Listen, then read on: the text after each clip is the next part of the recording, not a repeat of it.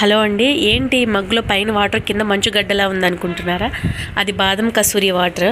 అవి ఎలా తాగాలి ఏంటి అనేది నేను డీప్గా ఈ షార్ట్లో ఎక్స్ప్లెయిన్ చేస్తాను. బాదం కసూరిని బాదం గమ్ కూడా అంటారు. చాలామంది సమ్మర్లోనే వేడి చేస్తుంది అనుకుంటారండి. సమ్మర్ కానీ వింటర్ కానీ ఏ సీజన్ అయినా అది మన బాడీయే. అది హీట్ అనేది మన డే యాక్టివిటీని బట్టి ఉంటుంది. ఫర్ సపోజ్ మనకి బాగా హెడ్ ఏక్ వచ్చినా, యూరిన్ ఎల్లో ఇష్గా వచ్చినా, మనకి సెగ్గడ్డలుగా అనిపించినా, సంథింగ్ ఇచ్చింగ్ మంట ఉన్నా ఈ వాటర్ అనేది తీసుకుంటే బాగా యూస్ఫుల్ అవుతుంది.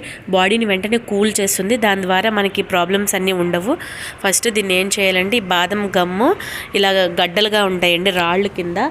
అవి 2-3 స్టోన్స్ వాటర్లో వేయడమే. ప్లెయిన్ వాటరే, హాట్ వాటర్ కాదు, నార్మల్ రూమ్ టెంపరేచర్ ఉన్న వాటర్లోనే వేసుకుంటే నైట్ అంతా సోక్ అవుతాయి అవి. ఆ గ్లాస్ వాటర్లో నేను 2 స్టోన్స్ వేసాను. అవి వేయడం వల్ల ఆ గమ్ ఇలా ఫామ్ అవుతుంది.